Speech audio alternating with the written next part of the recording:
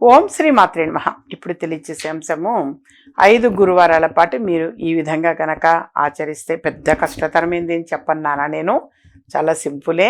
అది మీరు ఆచరించారంటే చదువుల్లో పైకొస్తారు. అలాగే వివాహానికి ఎదిగినటువంటి ఆడపిల్లలు కావచ్చు, మగపిల్లలు కావచ్చు, వాళ్ళకి చక్కని సంబంధం అనేది కూడా కుదురుతుంది. అలాగే సొంత ఇల్లు లేని వాళ్ళకి సొంత ఇల్లు సంప్రాప్తిస్తుంది.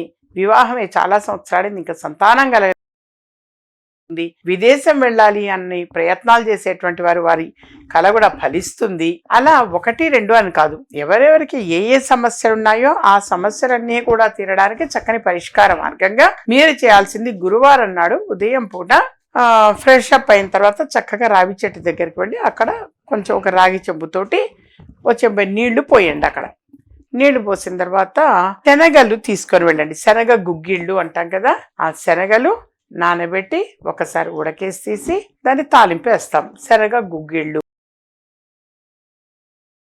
నైవేద్యం సాదం పంచండి. మీ శక్తి కొద్దీ తీసుకెళ్ళండి. ఇంత అంత అని కాదు, కేజీంబావు తీసుకెళ్ళచ్చు, 2 కేజీలు తీసుకెళ్ళచ్చు. అలా ఎంత వీలైతే అంత శనగలు అనేవి మాత్రం తీసుకు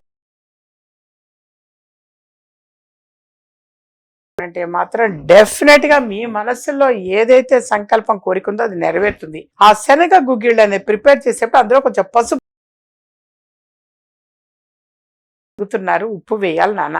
ఉప్పు తప్పనిసరిగా వేయాలి. ఉప్పు వేయకుండా మనం పంచిపెట్టినా ఎవరు ఏది తినరు. ఉప్పు కాకుండా ఎన్ని మీరు వేసినా గానీ ఆ రుచి రాదు. అన్నీ వేసి చూడు, నన్నేసి ఉప్పు కంపల్సరీ ఉప్పు వేయాల్సిందే. అలాగే కొంచెం పసుపు కూడా వేయండి నాన్న, పసుపు కూడా వేయండి.